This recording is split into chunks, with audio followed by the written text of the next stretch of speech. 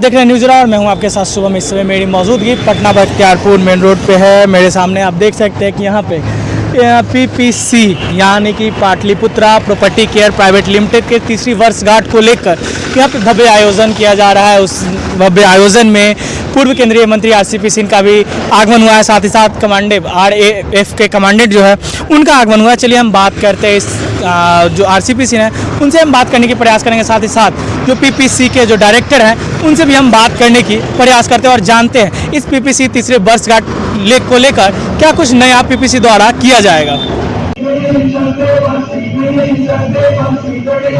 सीखा हुआ है, क्या कुछ कहेगा उसको लेकर? देखिए, मैं तो सबसे पहले नाम बहुत सुंदर रखा है, पाटलिपुत्रा प्रॉपर्टी केयर।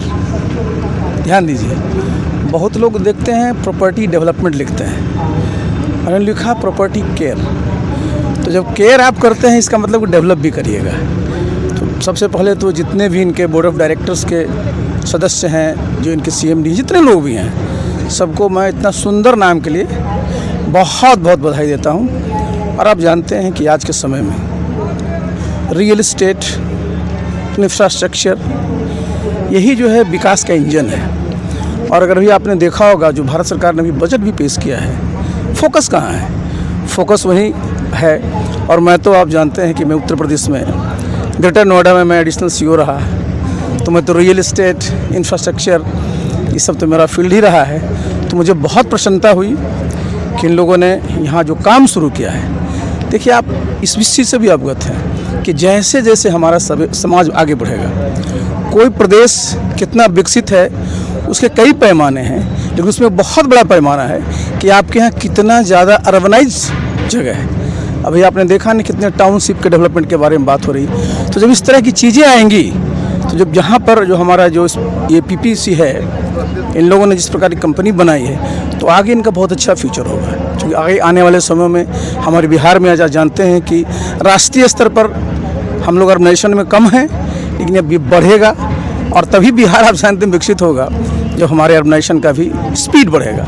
तो मैं बहुत बहुत इन लोगों को बधाई देता हूँ, शुभकामनाएं देता हूँ। यही मेरी कामना है कि बिहार में संपत्ति का सृजन हो, और जब संपत्ति का सृजन होगा तभी ना यहाँ प्रॉस्पेरिटी आएगी, और प्रॉस्पेरिटी आएगी तभी हमारी खुशहाली होगी। सर, बिहार में विवादित ज़मीन ज़्यादा होते हैं, उसको लेकर विवाद भी ज़्यादा होते हैं, लेकिन प्रॉपर्टी केयर क्या उससे अलग है या फिर? देखिए, एक बहुत ही मशहूर कहावत है कि अगर किसी का एक पीढ़ी से दुश्मनी हो आपको, तो उसको सेकंड हैंड कार खरीदवा दीजिए, परेशान रहेगा।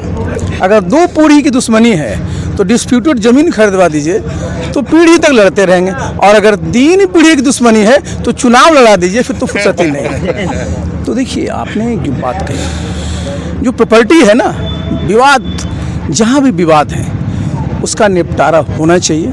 और देखिए, प्रॉपर्टी कितने तरह की होती है। सबसे पहले देखिए, बिहार में समस्या कहाँ पर आती है? प्रॉपर्टी का नेचर क्या है ये लोगों को पता नहीं रहता है। खास करके ज़मीन के बारे में बड़ी भारी मिस्ट्री रहती है कि ज़मीन कौन सी ज़मीन है, किन्हीं की अपनी उसमें ओनरशिप है, कोई गैर मजरूआ आम है, गैर मजरूआ खास है, गैर मजरूआ मालिक, अलग अलग वैरायटी होती है। तो ज़मीन के बारे में सही जानकारी नहीं होने के कारण ये विवाद होता है।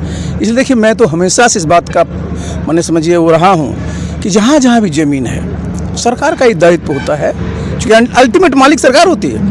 कि आप जैसे देखते हैं, आप जैसे यहीं पर अभी अगर कॉलोनी बनेगी तो आप नक्शा लगाते हैं ना कि भाई ये अपार्टमेंट है, ये अपार्टमेंट है, इसमें कौन कौन लोग रहते हैं। तो जहाँ जहाँ ज़मीन है, सभी गाँव के नक्शे हैं, उसको बाहर बड़े बड़े होर्डिंग लगाए जाने चाहिए और बता देना चाहिए कि प्लॉट नंबर A, इसका मालिक कौन है, इसकी नवैयत नेचर क्या है, तो डिस्प्यूट नहीं होगा। अब आप ज़मीन लेना चाहते हैं, पता चला कि साहब वो ज़मीन तो गड्ढा है, माने उसका जो नेचर है वो वाटर बॉडीज़ का है, आपको बेचती है कि हमारा है, तो लेने वाले भी कोई गलती नहीं। और दूसरी चीज़ आप देखते हैं, जो पावर ऑफ अटर्नी का समय जब आया, तो बहुत सारे एक ही प्रॉपर्टी को लोग कई बार बेच देते थे। तो ये सारी चीज़ें हैं, इसको देखिए समझने की चीज़ है। और ज़मीन के बारे में ठीक से समझ आएगी। और ज़मीन का मूल्य आप समझते हैं ना, पहले बिहार में लोग बीघा में बात करते थे, अब यहाँ सब स्क्वायर फीट में बात करता है।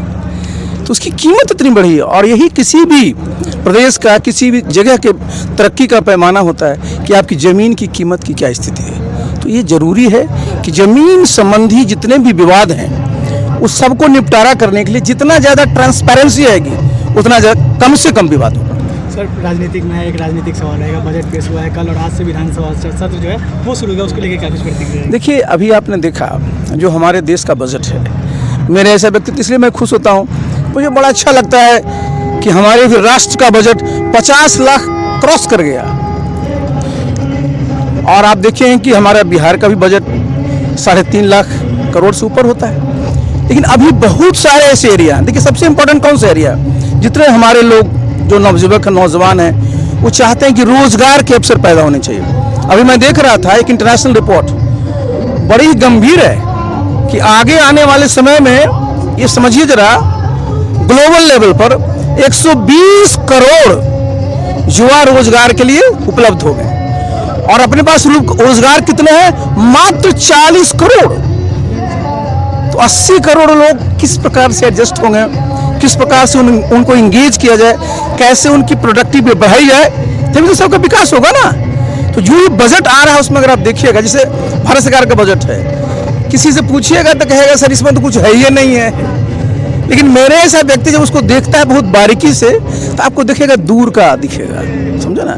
तो कई बार आप जानते हैं जब चुनाव में कोई भी पार्टी जाती है तो बड़ा लुभावना होता है, जब चुनाव के बाद जाते हैं तो अपने आप जितने आपके वोटर्स हैं उनको धन्यवाद देते हैं। लेकिन अभी मिड टाइम का तीसरा बजट है तो स्वाभाविक है कि आपको बजट इस प्रकार से बनाना पड़ेगा इससे आगे आने वाले समय में, खासकर बिहार को लीजिए, हमारे ऐसे व्यक्ति क्या कंसर्न है कि आज भी देखिए प्रति व्यक्ति औसत आय कि अगर आप डेटा देखिएगा तो हम लोग बिहार काफ़ी पीछे हैं। राष्ट्रीय स्तर 2 लाख के आसपास पहुंच गया और हम लोग अभी 60,000 के आसपास हैं। तो जितना ज़्यादा इन्वेस्टमेंट होगा उतने ज़्यादा लोगों को रोजगार मिलेगा और रोजगार मिलेगा तो संपत्ति का सृजन होगा, हमारे लोगों की आमदनी बढ़ेगी, खुशहाली आएगी। एक आखिरी सवाल, क्या आरसीपी सिंह वापस से जेडीयू में शामिल होने वाले हैं? अच्छा, तेज है ये देखिए, ये बताइए, आप जानते हैं कि ये मुद्दा है और हम तो इस पार्टी में रहे हैं, आप सब अवगत हैं, तो एक ही बात को बार बार कहना अच्छा नहीं लगता। बहुत बहुत धन्यवाद। Thank you. क्या कुछ कहिएगा उसको लेकर? सबसे पहले समस्त बिहार वासियों को बहुत बहुत हार्दिक शुभकामनाएं कि पीपीसी परिवार ने जिस तरह से सफलता का आयाम, जिस तरह के कस्टमरों को एक संतुष्ट करने का माध्यम, जिस तरह से क्विक सर्विस देने का काम कर रही है, जिस तरह से इसके सहयोगी बढ़ते जा रहे हैं, इसके लिए बिहार वासियों को प्यार देने के लिए असीम बहुत बहुत धन्यवाद। हम अगर नाम की बात करें, पीपीसी कैसे माइंड में आया? पीपीसी यानी पाटलिपुत्रा प्रॉपर्टी केयर, ये नाम कैसे दिमाग में आया केयर लगाने का? देखिए, मेरी एक कंपनी नहीं, ये कंपनी मेरे कॉमन केयर भी है, ठीक है। तो मैंने केयर बचपन से सीखा है कि सर्विस इंपॉर्टेंट नहीं, पहले केयर इंपॉर्टेंट होता है। आप अगर किसी का केयर करना सीख जाओगे ना तो वो इम्पोर्टेंट खुद हो जाता है। तो इसलिए हमने अपनी कंपनी में केयर शब्द का इस्तेमाल किया है कि किसी का केयर करो, उसे सर्विस खुद मिल जाएगी। किस तरह का रिस्पॉन्स आ रहा है? रिस्पॉन्स तो आपको दिख रहा होगा, आगे आने वाले समय में दिखेंगे। मेरी शाखाएं आपको बताएगी कि मेरी ईमानदारी क्या है, मेरे काम करने का तरीका क्या है, मैं किस तरीके से काम करता हूं, वो लोगों को दिखता है, बोलने की ज़रूरत नहीं होती। मैं विकास कुमार ज्योति, कंपनी डायरेक्टर, अर्पणा यादव।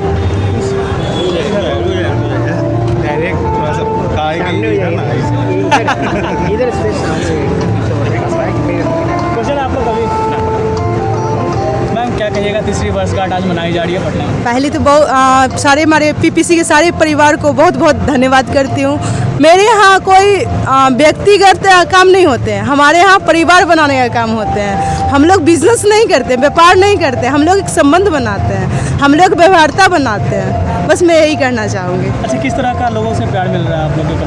बहुत अच्छा प्यार मिल रहा है, मतलब कि एक फैमिलियर प्यार मिल रहा है। ये नहीं लगता है कि पीपीसी में आकर या किसी भी व्यक्ति को आते हैं किसी भी प्लॉट को ये परचेज करने के लिए, तो उनको ये एहसास नहीं देने देते कि आप एक कंपनी में आए हैं, उनको ये एहसास दिलाते हैं कि आप एक घर पे आए हैं। अच्छा, किसी को अगर संपर्क करना होगा तो क्या कुछ है संपर्क करने के लिए? संपर्क करने के लिए आप मेरे पीपीसी वेबसाइट पे ये कर सकते हैं, पीपीसी फेसबुक पर ये आ सकते हैं, पीपीसी इंस्टाग्राम पर आ सकते हैं, ऑल इन सोशल मीडिया पर आप आ सकते हैं। कोई ऑफिस कहीं पे? हाँ, मेरा ऑफिस है पटना सिटी, करमल्ली चौक, न्यू वे पास, SBI bank opposite, near toll tax. अच्छा, एक सबसे बड़ा सवाल ये भी आता है, आजकल ज़मीन काफ़ी ज़्यादा महंगे हो गए हैं, तो कैश ही रहता है या फिर लोन का भी कुछ सुविधा? मैं लोन का भी प्रोवाइड करती हूँ, वो भी रेट बिल्कुल नहीं, 0% रेट ऑफ इंटरेस्ट पे हम लोग ये प्लॉट प्रोवाइड करते हैं। आप प्लॉट ले लीजिए, रजिस्ट्री करवा लीजिए, उसके बाद आप हमको ये भरते हैं, आप घर भी बना लीजिए। अपना परिचय दे दीजिए। क्या? अपना परिचय दे दीजिए। अर्पणा यादव।